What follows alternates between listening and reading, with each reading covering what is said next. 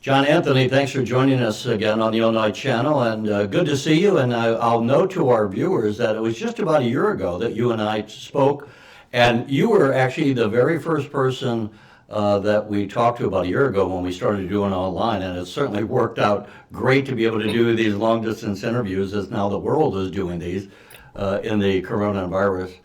coronavirus environment we're in, and that's part of what we're all going to be talking about. So, anyway, we're catching up with you because you're interesting on a number of levels.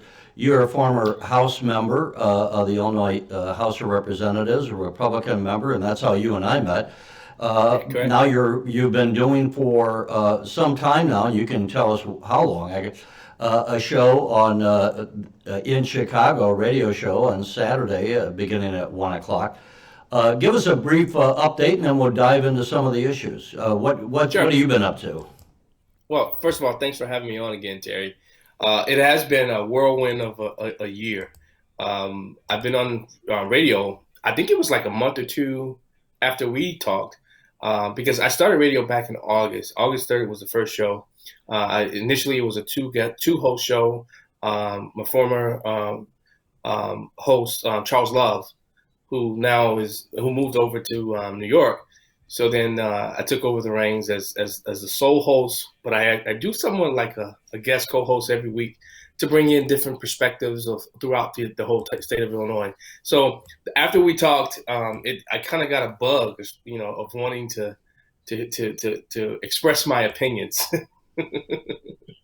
So I really appreciate that too. Well, sure, and I always, in fact, as I told you off camera, that I found that interview, and this is what I think when you can do a good interview, and I love that we can do long format, because I learned a lot more about you at that time, and you were even more interesting than I initially realized. But Don't tell my wife well, you're a that. former House Don't tell her member. that. You're Yeah. a businessman on the side. You're a former police officer, and now you've been doing radio. So, with all of those life experiences, and I think, that's what each of us, of course, brings to the table. What is our collective experience? And so when we begin to talk to somebody, it makes a difference if they're a former printer, as I am, or if you're a former nuclear scientist. And how has the radio, in this environment we've been living in for about maybe going on 2 months or so, uh, is there anything that surprises you, and from the standpoint that you also are taking viewer or listeners' calls on the radio, uh, why don't you weave into your answer too, if you could, maybe how you can synthesize some of what you're hearing from your audience, which I would guess is predominantly in Chicagoland area. But Well, it's pretty much in Chicagoland area, Wisconsin, Indiana, Iowa, and some. Actually, I get a lot of Kentucky calls too. wow. And then the show is called Black and Right. It's on AM 560. The Answer. It comes on from 1 to 3 every Saturday. It's a live show.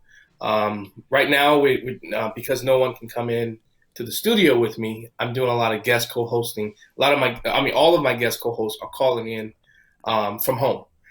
It's been an interesting time, um, but it's also been it's been very heartbreaking. It's heartbreaking in one sense that you have all these people that are dying from this virus, and you also have so many people who are losing their life's work.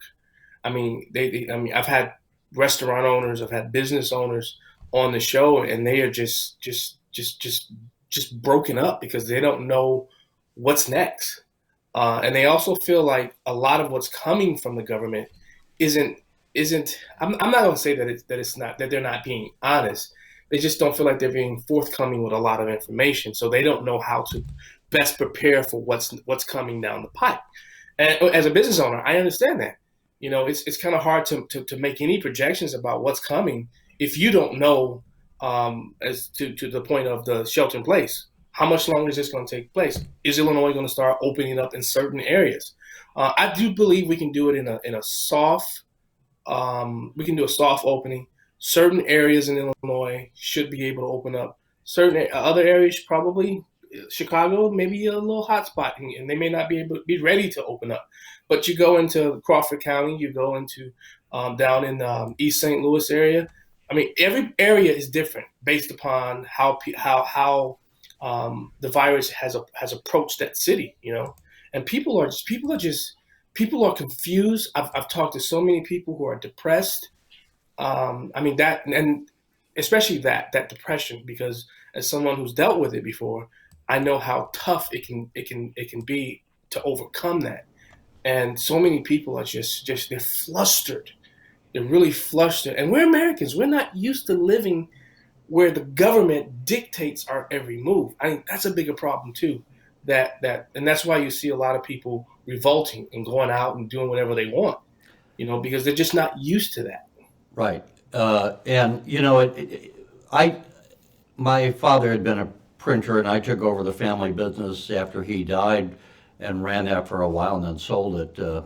But the reason I bring that up, I think of, again, bringing my life experience to the table. I think of these people who are maybe running a restaurant, as you say, and it was started by their father or their grandfather, or it could be any business. It doesn't have to be a restaurant.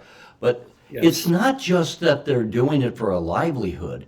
They see it like when I grew up, my whole identity as a child was my daddy's a businessman. My dad, you know, and this gets wrapped up into your self-identity, and all of a sudden you have this multi-generational business that is going to be maybe wiped out in 2 months because the government shut you down. Nothing that you did wrong. You didn't, you know, do Correct. crazy business deals. And so when you talk about depression, you know, I remember about 35 years ago when we had this, the farm, you know, Farm Aid, remember, that still goes on, but that started back around 1983 or so. And we had a number of farmers, you know, who were losing their farms. There was like a Yes. depression in the agriculture.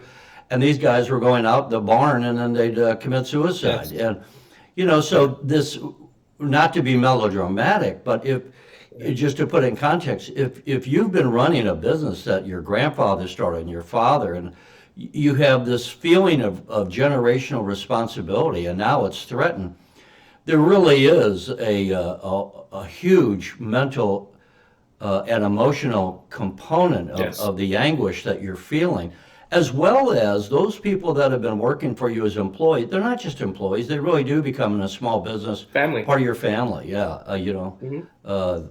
So with that, yeah, you know, and then we have all kinds of questions about, well, when are we going to open? And if you're downstate, I have the copyright to it, but I just saw an interesting graphic of the state of Illinois. It was color coded, which when you go to the government map by county of where are the corona cases, one of the newspapers color coded it. So red being hot spots. Yeah. It was Chicago was red, and all the collar counties around Chicago were kind of a maroon. But so many of the counties downstate are, you know, a light blue. In other words, there's many counties where they have 1 case, 5 cases, 10 cases. And Terry, And it's aren't hardly we in smart enough? existence down there. Now, there are, I think Springfield has about 64 cases just of the infection, and these are not people who died. These are just cases. But I'm sorry, go ahead. But aren't we smart enough? I mean, and this is one of the reasons why I left the Democrat Party, was because in my opinion, it was about controlling who you are, controlling what you can do. I really believe Americans, Illinoisans, are smart enough to understand how to go about this and reopening their business in a safe, methodical, tactical way that will diminish in some regards a lot of the spreading of this virus. But our government doesn't think we're smart enough to do this. Yet, I mean, think about this, Terry. You go into a grocery store. I was in Walgreens yesterday. I picked up something, and you know what? I decided I didn't want it. Literally, I put it back. I didn't think about this until after I left. I said to myself, if I was a carrier, if I was asymptomatic of a carrier of the virus, I just now left that product exposing someone who can come now and pick it up and take it home. So but as a business owner, I think I can figure out ways of creating an environment in my own business, because every small business is essential. And that's what well, I can say piss. I can't say piss me off on the radio because it's an FCC. I can't say that on the radio, but it pisses me off that we're not giving the latitude to do those type of things. We're smart enough. We don't want people to die. We'll do. I Yeah, do believe that there are a lot of business people out there who do what's necessary to make sure that others are not affected by their business decisions. right. The thing is, we need government to do a variety of things, to organize certain things. You and I would not have had the wherewithal to open up hospital beds in McCormick Place. Correct. To start the website that the government's doing, all those Correct. things, and that's understandable. But we're not idiots, and I think Right. it always is something where, frankly, where I'm often critical, having done local news for a while, where I'm critical Yeah. of local news, is that how many times they talk down to the audience as if the audience are Yes. idiots. And I Correct. remember, I stopped doing local news 20-something years ago, but you would go out on the story that you're told to do, and it would be a hot day in summer, and you would do one of these, drink water and don't wear dark. It's like as Yeah. if you're talking to morons, Right.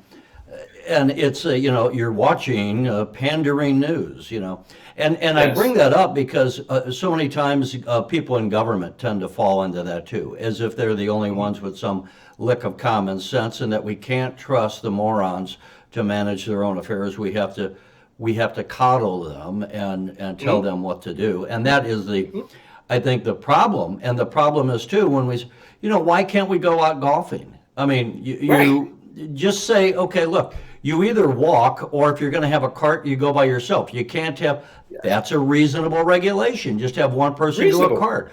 But, when I'm golfing, you and I are not together. You got a slice and I got a hook, and, we're going to be 30 yards away. This is what we're going to be doing. Yeah. But no, I agree. I agree. I mean, simple things like that. When you look at what happened across the nation, when you look at the Michigan governor and how she basically, you couldn't buy gardening. I mean, and a lot of people are doing that right now, where you can't even go out and buy gardening utensils and seeds and plants and flowers. Okay, wait. You want people to stay home, and yet you're saying to them that they can't go and buy items that will keep them home. Government rationale. That's the government. That's how the government thinks. And I think that it makes absolutely no sense. And I mean, with churches. Now I get, okay, you don't have to have the people come inside the church. But if a church sets up outside, everybody's in their car. Those are the guidelines. Social distancing. I hate that term, by the way. And I want to know how they came up with that term so quickly. Do they have like a dictionary of words that's ready to go the moment a crisis hits? But if a church wants to sit and have a church within their parking lot, why stop them? Why? If a father wants to take his daughter to a park, why stop them?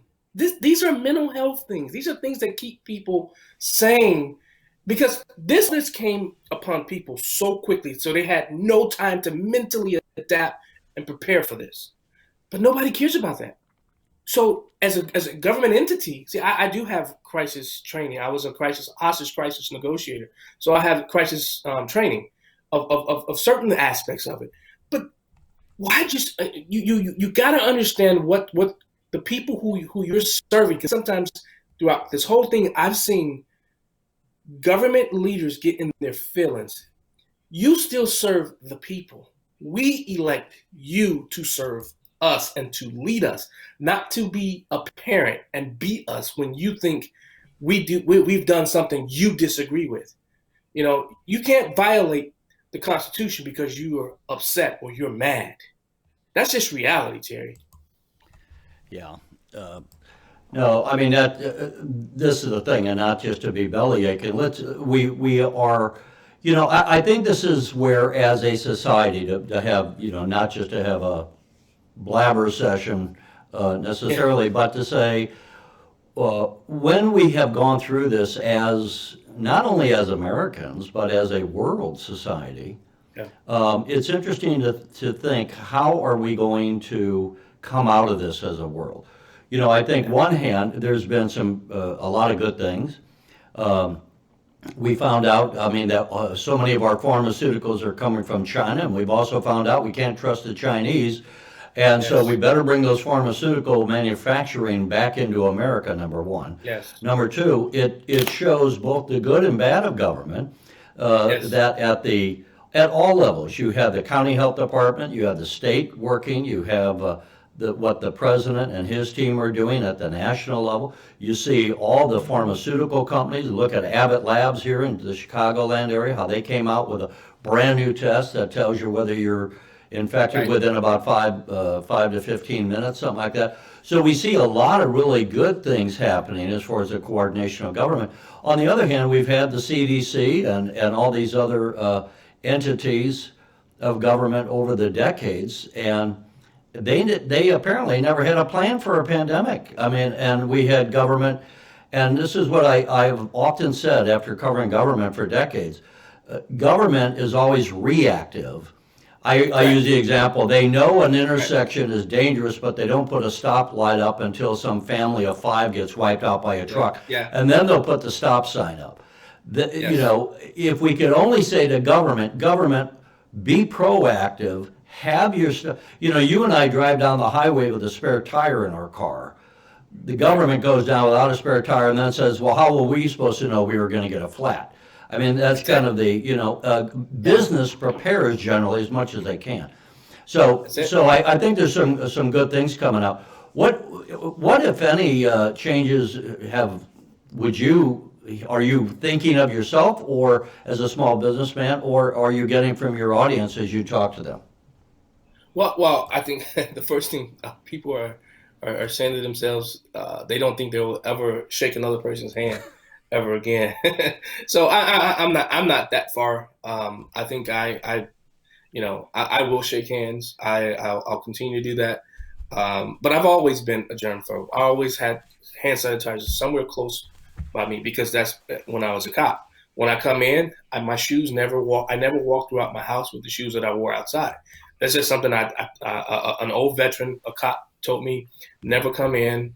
And when I was a cop, I used to actually take bleach spray and spray down my shoes because sometimes you go into some houses that you just you're like, wow, I'm sure there's a germ or some virus living in there. So I learned that very early on as a cop of certain things that you should and shouldn't do. So I always had hand sanitizer somewhere near around me, cleaning up, wiping off my hands. So but a lot of people that listen to the show, that send me messages and call in, they say they're not going to change. They think because they don't want to accept that because you keep hearing this term, the new normal. I mean, we'll never go back to normal. Um, I will. I will. And I don't say that to be precious or as if I don't take this thing seriously. I've always followed certain guidelines in my own life when it came to interacting with people. So I don't think I'm going to change much. And because I think sometimes we need that human interaction, and I think this virus has proven that we need interaction with others because and you see throughout social media, all of these, when it's a kid's birthday, cops are coming and blowing the horn and turning on the siren, singing happy birthday. We miss that as a society. And I don't think we should ever get away from that. Because when you look at it, I called this early on my show, that our fight is with the CCP, the People's Republic of China, the Communist Party of China. I really believe that this virus is a bioweapon. I called it early, and I was told that I was crazy, but I think evidence is coming out that I was right with how I called this out. Because when you look at it, I just saw the operation take out Trump. That's what I called it from day one. As soon as I saw it, I was watching the way the media was reacting. And then I went back and studied 2009. What was the media's reaction? Not that this virus isn't more deadlier than 2009. That wasn't my focus. My focus was how the media was portraying H1N1 virus compared to today's virus and how it was affecting people because people were dying. In the first 6 months, we had 9,000 people dead from H1N1. but the media was going on like as if, oh, we're gonna be okay, we're gonna get through this. Not the hysteria that we see today. And I get this disease has been proven to be a lot deadlier than we think. There should be an asterisk on that, on the number of how many people have actually died, because they're just lumping everybody in as far as the numbers when it comes to who's tested for it. Even if you didn't die per se from corona, if you went into the hospital for a heart attack or something, but you tested positive, you're being counted. I don't think that's fair. It lends to the hysteria. There's a couple of things very briefly. One of the things that disappointed me is the way that people responded in panic, and that surprised me. The idea that you go to the grocery store and and they've wiped out all the toilet paper and paper towels and things like that. Come on, folks, we really don't have to panic. This isn't an apocalyptic thing. And I've interviewed people from the trucking industry, and they go, behind your grocery store, we have warehouses Right. filled with product. We're not going to have a shortage here. And I think if everyone would just chill out, a bit, and maybe that's one of the things we can take from this experience. One, two, it'd be nice if government were, had at least a plan in place. And instead of saying to the government, the federal government, as we have in New York and Illinois and others saying, well, how come we don't have enough ventilators? Why didn't you have the ventilators? Why didn't you have some preparation? Yes, we might have to make more ventilators in a pandemic, but you guys should have had something more available than you did. And it's too many times in government, and I certainly know, and you know from having served in government, I mean, look at the finances. Look at the way the state of Illinois is managing its pensions. Every year they go, well, okay, we got, it's like we put duct tape on this creaky bridge and we got by for one more year. And, sooner or later this bridge is going to collapse, but it's not collapsing this year. And instead of thinking, long term and planning, it's always short term. It's always, can we get by this year? Can we patch together this budget with smoke and mirrors and duct tape? When do we start reacting as adults and really saying, hey, we have a responsibility to our children to put together finances of the state and the federal government that isn't going to leave them with a bill that we all ran up for our benefit, but screw the kids, screw our grandkids. That's one. But let's talk from you first of all, tell us if you would about your radio station, so if people want to tune in. I should have asked you that earlier on. And again, to the extent that you hear from your audience, what kind of things are they calling and complaining about, or are they applauding? Well, the show, again, is on AM 560 The Answer, Saturdays 1 to 3. That's AM 560. You can listen. We also do a live Facebook feed. You can also listen on 560theanswer.com and also iHeart. iHeart is an online platform where you can listen to it. Right now, the big thing is the revolts, the open. I just interviewed a guy. I sent you his information, Josh Ellis. He's American Revolution 2.0. I think when you look at how he's trying to fashion these reopen Illinois, reopen America, he has a national platform. He's doing it nationally. But I think he's doing it the most wise way, because what he's been able to do is he's telling his people, first of all, we're going to wear masks. We're going to practice social distancing. He's saying keep a lot of the regalia away, any of the things that'll pump people up or boil people's blood, like, Confederate flags and all that. He said, and John, can I insert? I think you're talking about these demonstrations that have gone on at capitals around the country, right? Right. So this Josh, is it Ellis? Josh Ellis is one of the people organizing this. Okay. He's one of the people that's organizing it throughout America, and he's the one that's doing the Springfield rally coming up on I believe it's May 1st. Right. I could be wrong. I think I do believe one. Yeah. Yeah. So that's the big rallying cry right now for people who are calling my radio show. And I also get people who call in and say, you know what, I don't think it's a wise thing to open Illinois or open America right now. Terry, here's where I get that. But here's the deal. And sometimes when you say it this way, you sound like you're harsh. You want to see people die. but I don't. Trust me, I don't. That's why I haven't seen my mother since.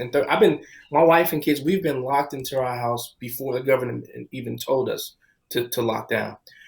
But I think and I say it this way, if this virus was, if any and everybody catch this virus and people die, everybody died, I would see the hysteria, the panic, the frustration, and all that. I'd see that. But the thing that they don't talk enough for me is the recovery rate, the number of people of the ventilators, the tubulations. They don't talk enough about the hope that's behind this virus. And if this was a virus that immediately you caught it and you died right away, I would say shut us down, declare martial law. Nobody can go anywhere. But people are recovering from this, and they don't talk enough about it, in my opinion, Terry. And that's a lot of what people are saying. I just interviewed Dr. Shiva Ayyadurai. He's the guy who started the hashtag Fire Fauci. But people who are dissenting from the view of people like Dr. Fauci, Dr. Birx, they're not allowing their voices to be heard. I think that's the biggest problem with me, that there's not a debate going on. We're not having it in our capital, U.S. capital. We're definitely not having it in our state capital. We need to have a debate about how this is affecting so many people, and we're not having it. We have to have that debate.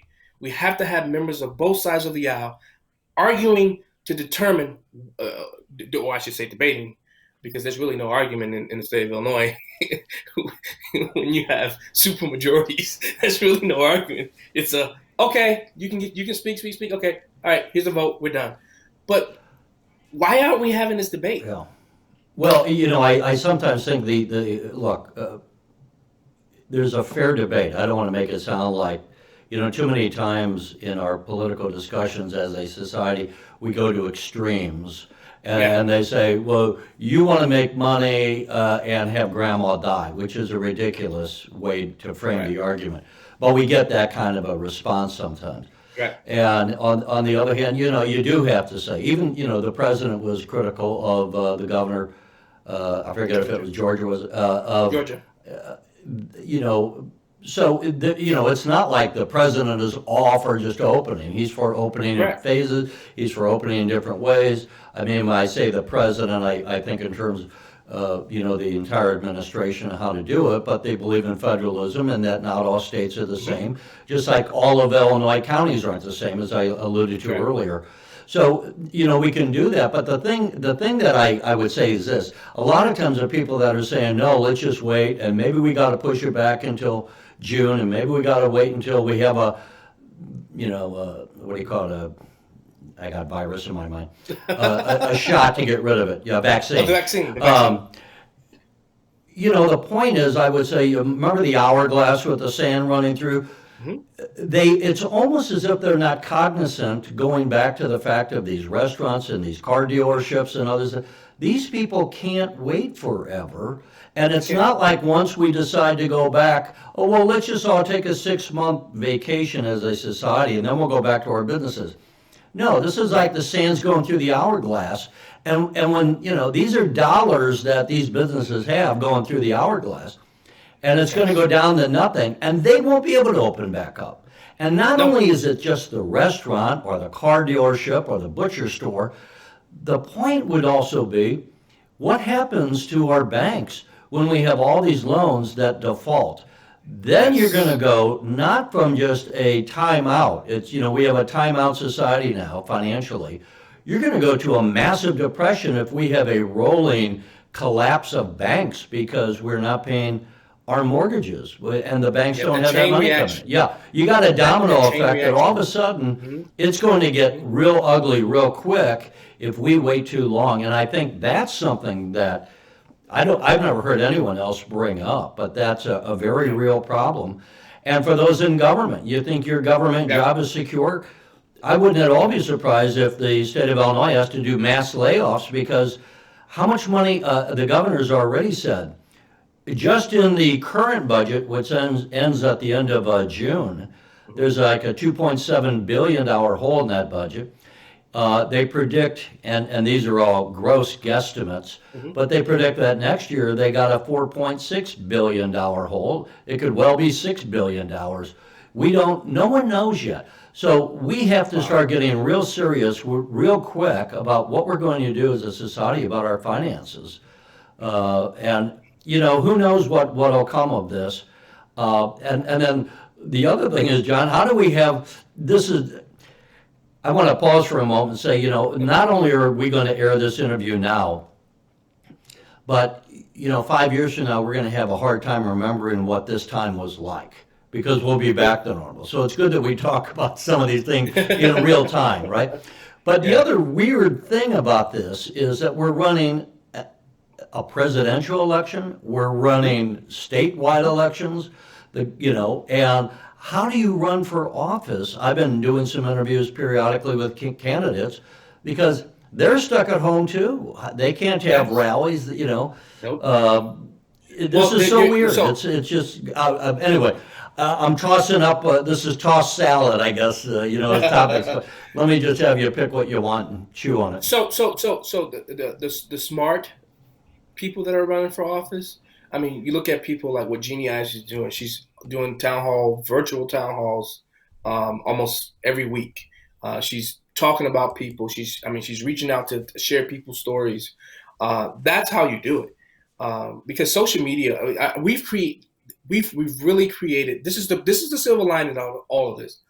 We've created a digital platform to be used throughout the rest for employment. The bosses now see that their people can actually stay at home and get work done, and get it done quicker and better. I think a lot of that. My wife and I should shameless plug. We created a company called My Bill Angel. It's a company where people who have needs, they post their needs, and then we have people who can meet those needs. And it's only 6 categories of bills. So the person will never touch the money. It goes directly to the vendor. So the mortgage company, the car company, the utility company. If somebody's having a funeral, they can't pay for the funeral. An angel will come and buy that and pay for that funeral direct to the funeral parlor. So I think a lot of people, and we started this 3 years ago, Terry. 3 years ago. No idea, no clue that this would be happening, and we have the ability. We've put together something that can really change a lot of people's lives, and we're really excited. My wife and I are really, really, really excited about launching it. Probably the middle of May, so we're really excited about it. So that's what you're seeing. You're seeing candidates have to go to the digital platform and understanding all the how to campaign from a social media perspective. President Trump President Obama started it in a way, but President Trump has taken the digital campaigning to a whole nother level. So I think that's what you're seeing now. And when it comes to Illinois, this is a state that was not economically prepared for a virus like this. And then you saw what happened with the letter being sent to Congress about paying for the pensions.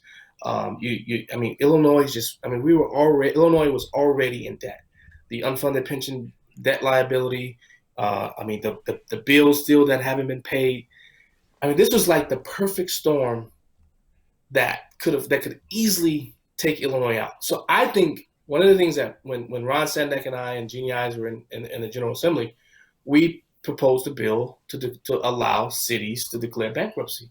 I think and Ron was on my show, and he talked about it's an easy one form thing, Chapter 9.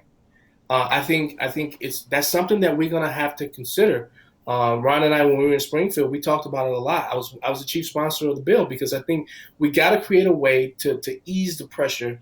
Not that cities will the debt, whatever that they just it allows them to take a step back, take a breather, and rearrange their debt.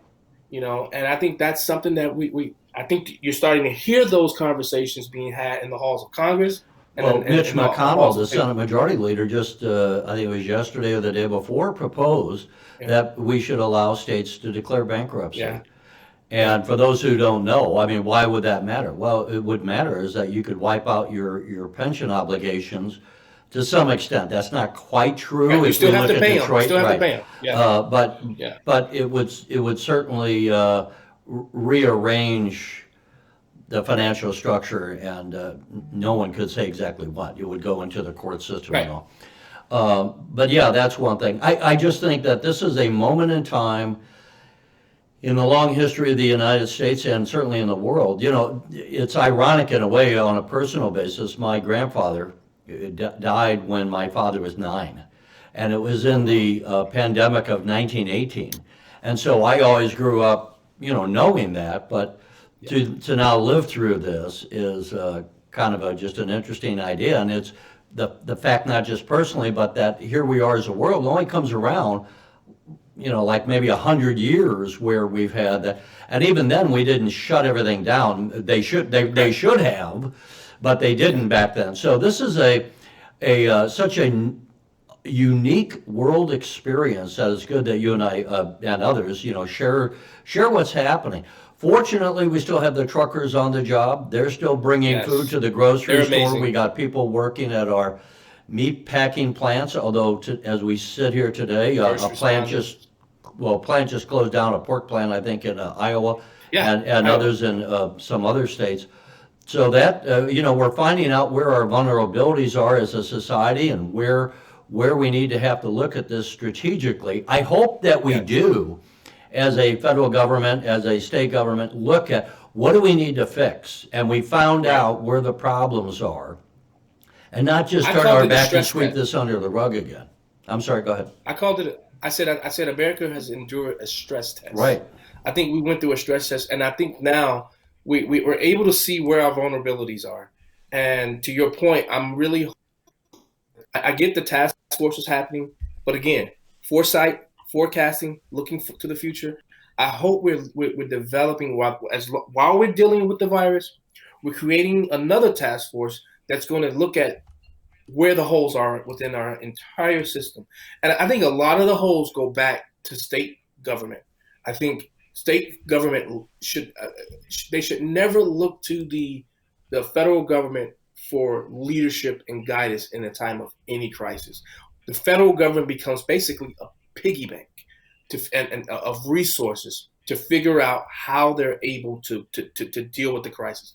It goes all the way back to your point, federalism, the 10th Amendment, and I think I look at some of the posts that are on social media, and I say to myself, did we not teach the Constitution?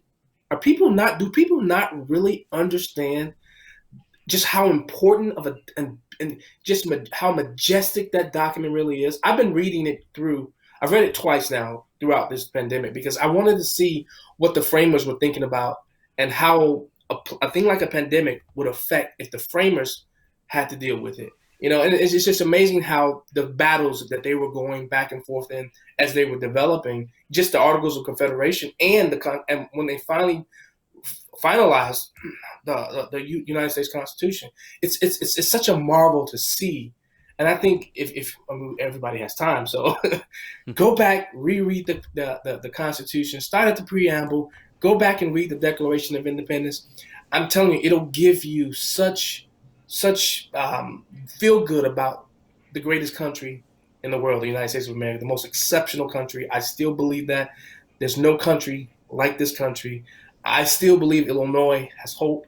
I still believe if we get people who really want to make the hard decisions, who can care less about the next election and make the tough and hard decisions, Illinois, not political, keep the politics out. How do we fix it? How do we get this state right? Yeah, there's going to be a lot of pain for so many people. So many people are going to lose out if we really want to get Illinois back because she's worth fighting for. She is the darling of the Midwest. And if we can fight, if we can really, really, really fight, I really believe Illinois can become, we can lead out of this if we have some real good quality leadership. We can come back tougher, stronger, and more important in the realm of government. I believe that with every fiber in me. I like to do what I will call this, an unstructured, you might say, conversation, because sometimes the most interesting thing comes out of, you start talking about something you didn't anticipate. Just like I would not have asked you about the Constitution. I wouldn't, I would endorse that. It's interesting for those, I would say probably 99% of the American public have never read the Constitution. Mhm. And they should, because you really, first of all, just to have a good understanding, but also you do get the principles. And I sometimes wonder, are we teaching what makes American government American government? Why are we different than other nations Right. in our governmental structures? And you get that from reading the founding documents of, Yes. let's just say, the Constitution, if not the articles, not. I always drop the name. No. Anyway, or the Declaration of Independence. Yeah. But anyway, that said, let's before we close out, let me throw it. What do you think?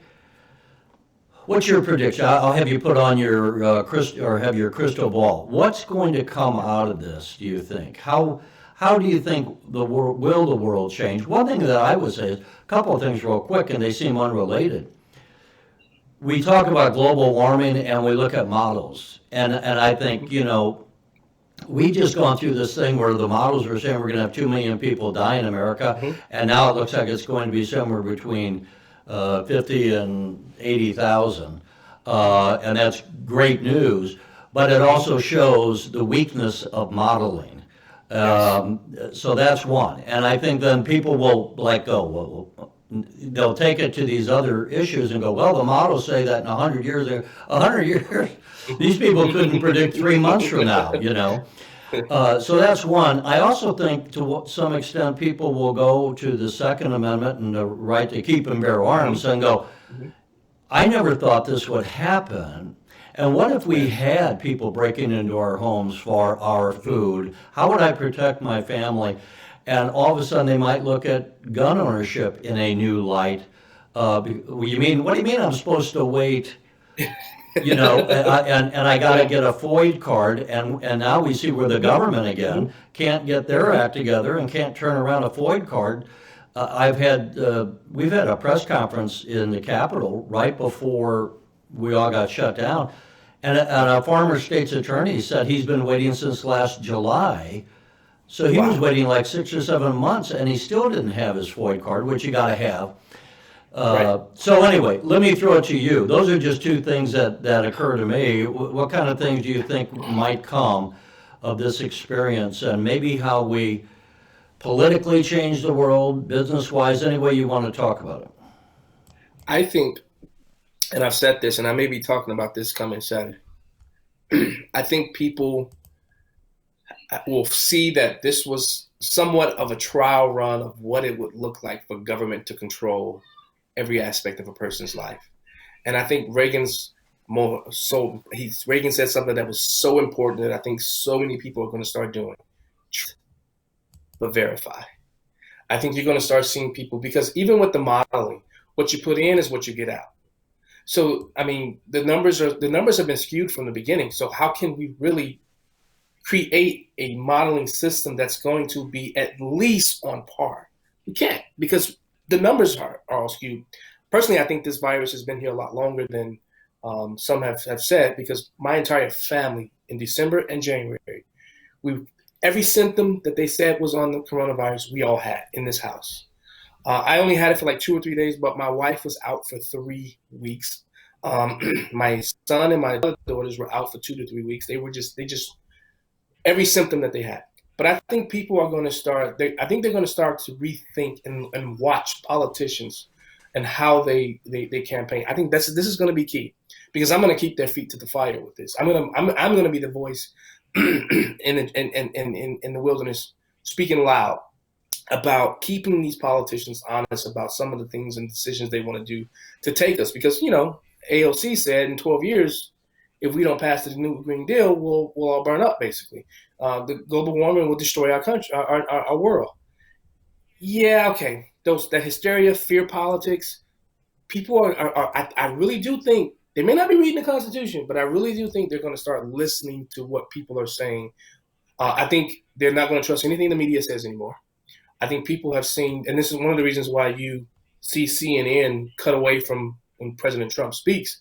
Well, people were getting it direct from him, and they didn't like that, what they were hearing, because Trump was saying one thing, the media was saying another. And I think you're going to start seeing people be more leery, a lot more leery of the mainstream media, and they're not just going to get their resource. They're not just going to listen to the media and come up with how they feel. Because I've had so many people, Terry. Let me tell you, I have a lot of Black people who are center left that listen to my show, and I've had so many people call me and say thank you for just telling the truth. Because to me, it's not about, even when I post on social, it's not about partisanship. It's about the process. I always post stuff about process and how we do things. And so many people are not used to hearing that from a guy that looks like me, the blackish guy. Not black all the way, but blackish. That's what my guest co-host used to say. You're not blackish, Charles Love. But they're not used to hearing it come from somebody like, wait, who, what, huh? That dude he's mixed up with something, and he's saying things that normally people that look like us don't say. Especially in the Chicago market. And I think those are a few things that you're going to start seeing, and I think it will make Illinois better, and I think it'll make the rest of our country. And we're going to start listening more to people. I think we're going to get away from the slick talkers, and we're going to want people who tell us the honest, brutal truth. Because I think it's so much easier to listen to somebody who tells you the truth, even if it hurts you. I would rather somebody tell me the truth than someone who's a slick talker and is really not looking out for my own benefit, but is only looking for their own benefit. But I think America will come back from this stronger. I do. I don't want to, I wasn't going to bring politics up per se, but let's say rather than asking you for your opinion, you were a Republican House member, so I don't want to, but when you hear from your audience, are they telling you they think the governor's doing a good job, they think the president's doing a good job, or are they saying the opposite? Are you getting any feedback from your audience on how they think people are doing in government in responding to this crisis? I am getting Dr. Ezike, I think that's her name. People love her. I do too. I think with the environment and what she's had to deal with, I think she's the state. Is she IDPH? Is she over the state? Illinois Department of Public Health. She is doing a magnificent job, and I get a lot of people that say that on the show. When it comes to Pritzker, I think when you actually take away people's livelihood, I don't think you're going to have too many people say that much. And a lot of people are upset that he continues to whine when he gets on, and he's directing his ire against President Trump when you're saying one thing through the media, but that the relationship that you're having with Trump, he's still giving you what you need. I think that the politics, we're in a time of a crisis. Get away from the politics. We have people who need things. And if you want to make it political, that's my problem with what's going on with J.B. Pritzker. And I would say that people who call into the show are saying that. I think with Trump it's a mixed bag because you have people who hate him. So I have people that listen to the show, Republican and Democrat and independents, who just don't like Trump. They just simply don't like him. And they say that I defend him too much. I said, no, I'm not defending President Trump. I'm defending the office of the presidency. Because if this was Obama going through and some of the things that he was doing that I thought was good and people thought it was bad, no. I personally think Trump was out ahead of this before anybody. I had a clip I was going to play. Trump actually talked about this in the State of the Union. I don't think many people understood that. That was February 4th. He talked about the coronavirus in the State of the Union. He was called a xenophobe. He was called a racist because he wanted to block all that. Everybody knows. I don't have to go through because Trump makes sure everybody knows it at every press conference about all the things that he did. But so these are the things that people are talking about on my show. They just want to get back to their livelihood. They want to get back to being able to go around their family. They want to get back to going to go golf. They want to get back. My good buddy Sean Howard, he wants to get back on his boat. Um, so people just want to get to being to what it was like to be an American before this little government intrusion. That's what I call it. You know, we'll close out here, otherwise we'll blabber all day long. But no, it's good to have, you know, what is the what's the temperature, so to speak, of what Americans going through this at this point in time. What's their reality? What are they thinking? And by and large, and again, thanks to so many people in our society who have continued to go to work, and again, the truckers and others who keep the wheels of society from falling off, and the healthcare workers, and they're on the front lines, and you know, we've had, in fact, as you and I sit here today, I think there's a funeral going on for a Chicago police officer who recently died of the coronavirus. Yes. So the police officers, the firemen, all the people in our society are putting themselves out there to keep us all functioning and fed, the Yes. lights burning and all the rest. You know, we owe them gratitude. I think we can, say that there are heroes throughout our society. We often say, you know, Yes. first responders, yes, but everyone else too, you know. And we'll never take for granted maybe just going to a ball game again and being able to sit in a crowd and all the rest, all the things that we kind of just took for granted. I think all of us will come out of this with a new set of eyes and a new appreciation just for the simple things in life, being able to sit in front of the television on a Saturday and watch a baseball game. And also imagine this: when you go into a grocery store, now you're going to look at that person who's stocking those shelves a lot differently, because you know that they were putting their lives on the line while you had to be at home. I think first responders, nurses, doctors, I think people are going to start looking at them all differently. This is what I'll say.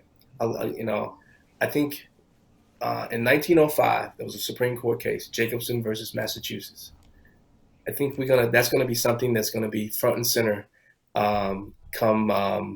especially when the vaccination comes, because that's basically forced vaccination. And I think basically Jacobson versus Massachusetts said that states could do that. And I think this is going to be, and it hasn't been challenged since 1905. I think we have better science now. I think we have better technology now.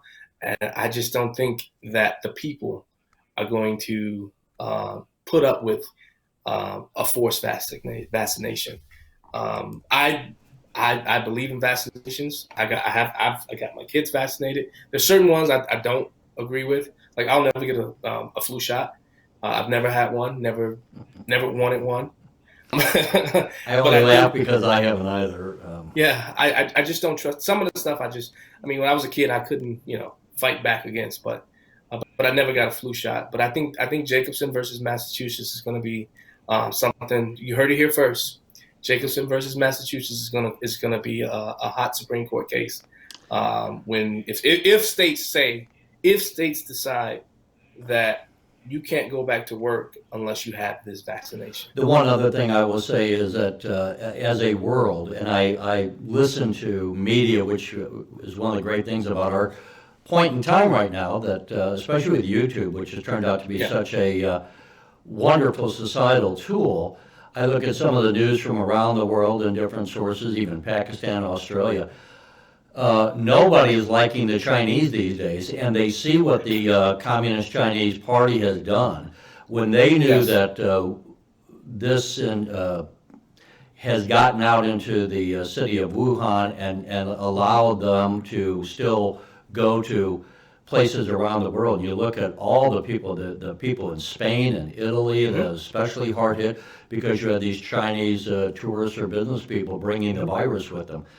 And there's a lot of other things that just the Communist Chinese Party, unlike the Chinese people, who I think are just good people, right? But they're run by basically a criminal enterprise, and both in military ways, and 5G, and we talk about.